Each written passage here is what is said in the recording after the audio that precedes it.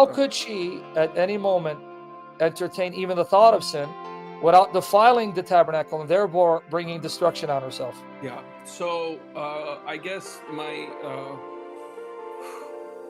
it's really hard. It's really hard to argue against it.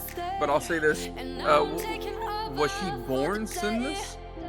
Now that's the argument. If God is going to make her sinless during that period of time that she was going to carry God, at least we can all agree that throughout that entire period, there was no possible way she could have ever entertained sin without defiling the tabernacle and bringing wrath on herself. That we can agree on.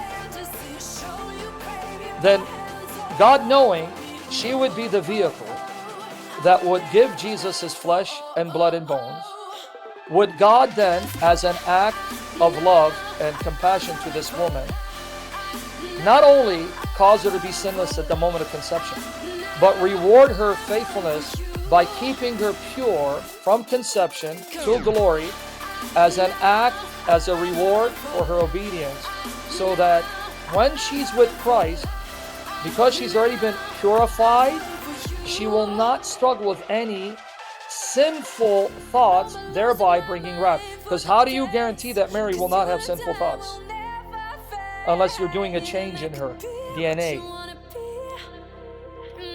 Because how?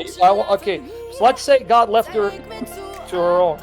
Didn't change her until the moment of conception. Then you're going to have to say, that moment he had to change her in such a way where just naturally, just in her nature, because it's been purified, she will not desire sin and entertain sin lest she defiles herself and bring destruction.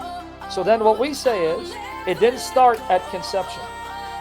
God extended it previously, knowing that she's going to say yes, and on the basis of her knowing, then giving her already the merits of Christ, the reward of Christ, of making her what all of us will eventually be, morally incorruptible. Because what happened to Mary is going to happen to all of us. Right. If you think about it, you and I believe that in glory we will be immaculate when God raises our bodies.